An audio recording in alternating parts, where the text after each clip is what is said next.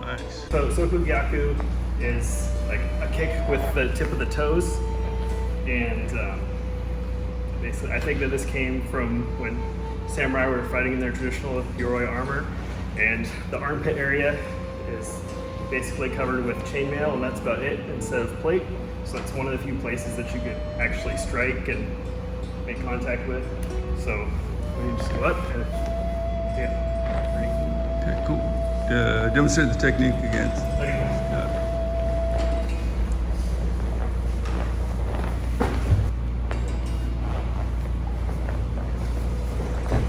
Okay, so as was explained, you want to be the attacker. Grab your head. So if I'm being attacked with a knife, and this is in the context of this might, it comes from the heritage of the samurai. So right, so as discussed, the opening is in the armpit, and the attack that we're using is a sokushi can, which is going to be toe stabbing technique, and we're targeting kind of the armpit area. Right, so I'm trying to keep distance and test each other out. So I'm trying to stay away as much as possible and still kind of create an opening for myself. Right, so I'm going to go to the outside, kick it under there, which causes this, you have a slight moment of pause where his hand kind of slightly floats there, giving me the opportunity to come grab under here and do the technique katate nage, which is one-handed throw. The danger is coming in here blindly and giving my back to him where I can just kind of take it out, right? So once you have the opening, right, where you create this, as you come in, lead with the hands, right? You come on to the other side here. There's from the top, create a distance, come in here.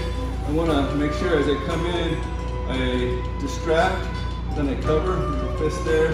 Right, so I'm covering this. Entrance is the same. Kick to get that reaction. Here, and I'm going to come in as tight as I can. Got this distraction. Tight, tight, tight, tight, tight. And I'm going to keep it.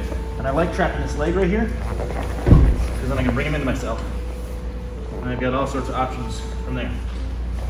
Twisting around so his head is right here. Right. This kick's got to land right when that's passing, because if I delay it, it's too late, right? It might be a mutual clash, right? That makes sense. So it's got to be boom. That's one that's got to come in, and you do the technique at that point. So one thing we discovered when we're pressure testing this is the importance of the timing.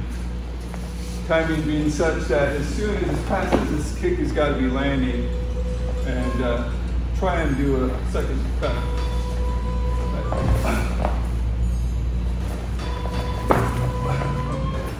Kicking over here, and then as I'm coming in, right, I gotta be aware that there's that second strike.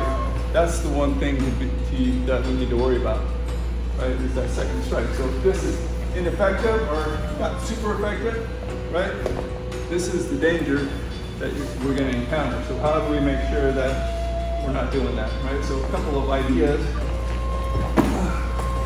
I can be leading in with this, so that as that goes into attack, it slips through, right? I'm going to follow that up, continue to cover this, bring in attack, boom. That's when I can come in here and then finish the technique as before. So as I come in, I want to be able to lead with this to take them off balance, cover this. As I come in here, I usually like to kick the groin, hit the knee. Those are all things that are right there, right? So make it feel like he's got a target.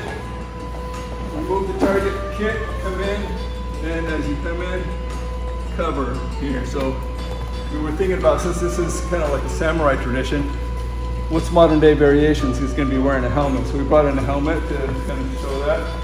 How would that work?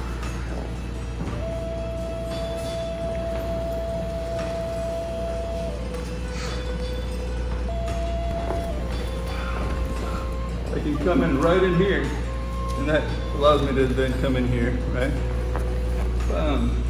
And even if he's got boots on, take taking that leg down is going to be pretty easy to take them out. Right? Coming in under here, covering here, taking them down this way. So something that I enjoyed is the fact that this kick is not designed to end the fight. It's designed to break your structure. When you take the kick, it breaks your structure. The next thing that came in was a palm to the face, and it's not going to end the fight, but it broke the structure. I then got a strike to the groin, which broke the structure, and then one to the knee, which broke the structure. So all of those small strikes, though, aren't going to end the fight. After you add all of those up, your structure is so broken down, your base is gone, that the throw becomes really, really easy and effortless.